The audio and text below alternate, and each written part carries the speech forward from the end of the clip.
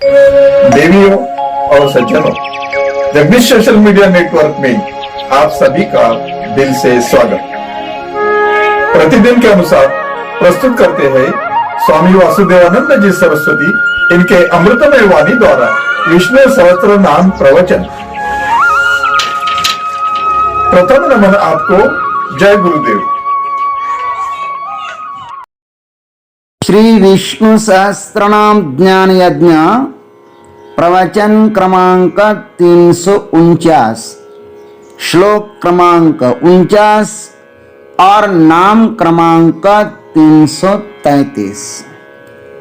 ओम त्र्यंबकं यजामहे सुगंधिं पुष्टिवर्धनम् उर्वारुकमिव बन्धनान् मृत्युर्मुक्षीयमामृतात्।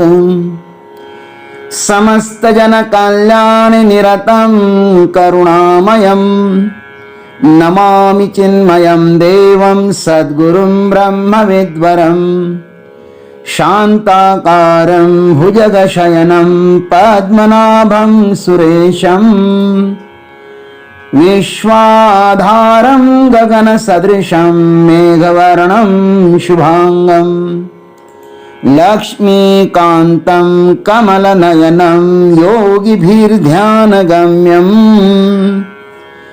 वन्दे विष्णुं भवभयहरं सर्वलोकैकनाथम्। स्कन्दः स्कन्दधरो धूर्यो वरदो वायुवाहनः वासुदेवो बृहद्भानुः आदिदेवः पुरन्दरः। ॐ बृहद्भानवे नमः। ओम तत्सत्।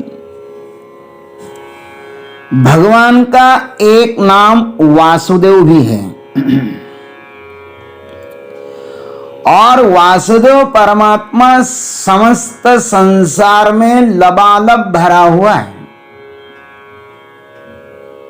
लेकिन वह किस रूप में रहता है, इस पर भीष्म पितामह जी महाराज कहते हैं कि वे बृहद्भानु रूप में रहते हैं।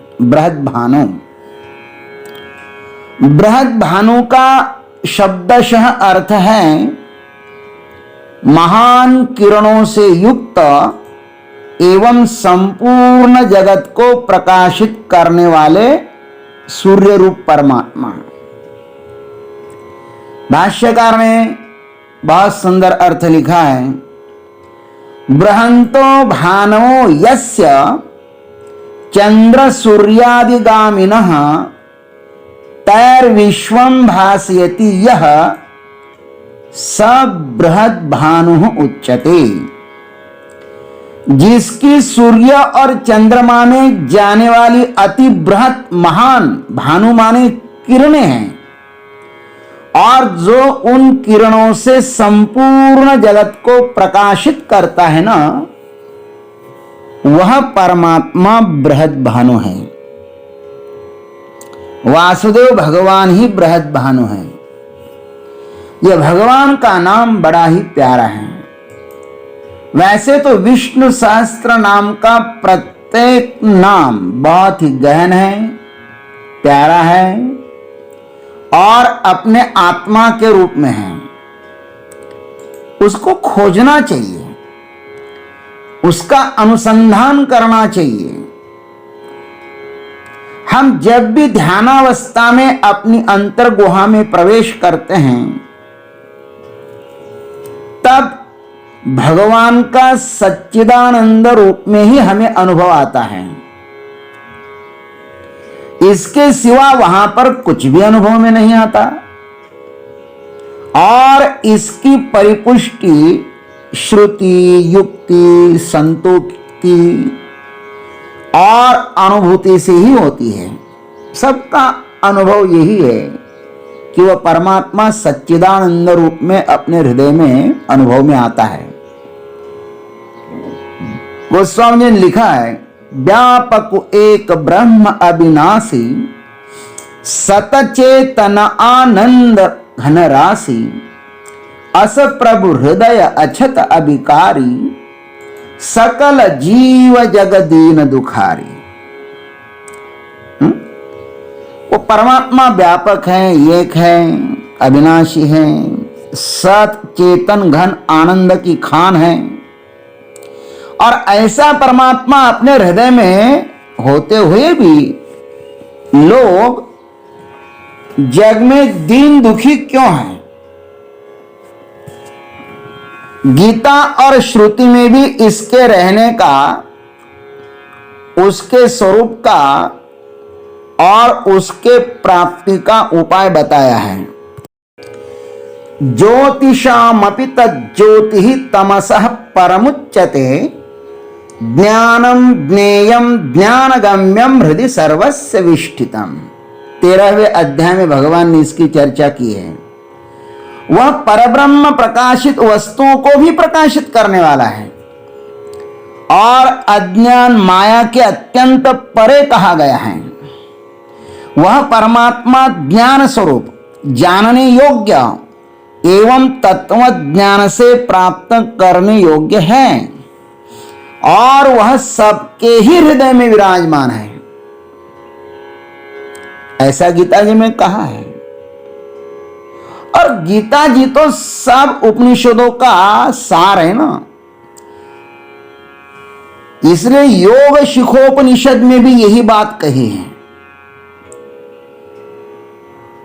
हम आपको ये सूक्तियां, ये सूत्र, ये मंत्र इसलिए सुनाते हैं कि परम पावन मंत्र आपके भी हृदय में प्रवेश करें। वैसे तो आप पढ़ने वाले हैं ही नहीं, जितने लोग सुनते हैं उतने यदि मंत्र सुने तो भी आपका कल्याण होगा। बड़े प्यारे, बड़े पावन मंत्र हैं, ये वेद की भाषा है ना। देखो क्या सुंदर बात बताइए भगवान ने। ज्योतिषामपि तज्ज्योतिः तमः पारे प्रतिष्ठितम, भावा भाव विनिर्मुक्तम भावना मात्र गोचरम। योग शिखा उपनिषद का यह सूत्र है, 3 अध्याय का 22वां सूत्र है। बड़ा प्यारा मंत्र है। वह परमात्मा ज्योतियों की भी ज्योति है, वह अंधकार से परे प्रतिष्ठित हुआ और उसको तमोतीत है। वह तमोतीत, तमोतीत माने अंधकार से परे है। वह भाव और अभाव होने पर, देखो भाव और अभाव ये दो जो है ना, उनसे परे है। भाव के भी परे, अभाव के भी परे, और वह केवल भावना से माने भक्ति से ही जाना जाता है। वह परमात्मा कितना प्रकाशवान है इसको कह सकते हैं क्या? श्रुति देवी भी कहती है, वह भी कहते कि हमें भी नहीं कहा था वो कितना प्रकाशमान है। तस्य भाषा सर्वमिदं विभाति, जिस तेज से प्रदीप्त होकर सूर्य तपता है उसी के प्रकाश से सब कुछ प्रकाशित है। जो कुछ भी प्रकाशवान वस्तुएं हमारे जानने में आते हैं ना, सूर्य, चंद्र, अग्नि, सितारे आदि, वे सब इस बृहद भानु परमात्मा से ही प्रकाशित होते हैं। भगवान ने तो गीता में प्रसिद्ध श्लोक है ना, यदादित्यगतम तेजः जगद्भासयति अखिलम्, यच्चंद्रमसि यच्चाग्नौ तत्तेजो विद्धि मामकम्। जो तेज सूरज में है, चंद्रमा में है, अग्नि में है, उसको तुम मेरा ही तेज जानो। इतना भगवान ने अपना परिचय दे दिया। गोस्वामी जी भी उसे ऐसा ही कहते हैं कि संसार में जितने सारे आनंद की या सुख की अनुभूति आती है ना, वह सब इस परमात्मा की है, सब यही से प्रसूत होता है महाराज। जो आनंद सिंधु सुख राशि सीकर ते त्रैलोक सुपासी, जो आनंद सागर है, सुखों की राशि है, और जिसके एक कण से, एक सुख के कण से तीनों लोग सुखी होते हैं। तो आप देखना वो कितना सुख स्वरूप होगा। एक कण आप देखना, भगवान का देह ही ऐसा है। चिदानंदमय देह तुम्हारी विगत विकार जान अधिकारी। भगवान का देह तो चिदानंद स्वरूप है भाई। जो अविकारी अधिकारी साधक है ना, वे ही उनको जान सकते हैं। ऐसा वो परमात्मा है। इसलिए जब भी आप अपने भीतर झांक करके देखोगे ना तो सच्चिदानंद भगवान का दर्शन होगा। ये इस बृहद भानु परमात्मा का हमें भी हर दिन अपने हृदय में साक्षात्कार करना चाहिए। इसकी उपासना सतत प्रकाश रूप में करो। ऐसा करने से एक दिन अवश्य ही यह हमारा चैतन्य आत्मज्ञान से भर जाएगा, क्योंकि हम जिसका चिंतन करते हैं ना अंततः वही हम हो जाते हैं। भ्रमरिचा ध्यासे भ्रम रची होइजे, कीटकत्व जाइजे पालटोनी। श्रुति ने भी ऐसे ही कहा, संत भी ऐसे ही कहते हैं, पंचदश भी ऐसे ही कहती है। तच्चिंतनम तत्कथनम अन्योन्यम तत्प्रबोधनम ये तदेक परत्वंच ब्रह्माभ्यासम विदुर्बुधाः। पंचदश में कहा है अद्वितीय आत्म तत्व का सतत चिंतन करते रहना, उसका सतत कथन करते रहना, उसका परस्पर उसी ब्रह्म तत्व का ध्यान करते रहो। केवल उसी के प्रति तत्पर रहना ही विद्वान पुरुषों के अनुसार ब्रह्माभ्यास है। यही तो ब्रह्माभ्यास है, सदा सर्वदा उसमें रमन करना। मैं सच्चिदानंद गुण परमात्मा हूं, नित्य शुद्ध बुद्ध मुक्त स्वरूप में हूं, सत्यम ज्ञान अनंतम ब्रह्म मैं ही हूं। इस प्रकार ध्यान करना है। अरे इस ध्यान के आगे तो बाकी सब फीका है, सब तिरोहित हो जाता है। ऐसी जगह बैठिए कोई न कहे उठ, और ऐसी वाणी बैठिए, ऐसी वाणी बोलिए कोई न कहे झूठ। दुखियों के पास मत बैठो, बैठना हो तो अपने हृदय में जो परमात्मा है उसके पास बैठो, और बाकी वस्तुओं की चिंता करो ही मत। नानुध्यायान बहुन शब्दान वाचो विज्ञापनम ही तत्।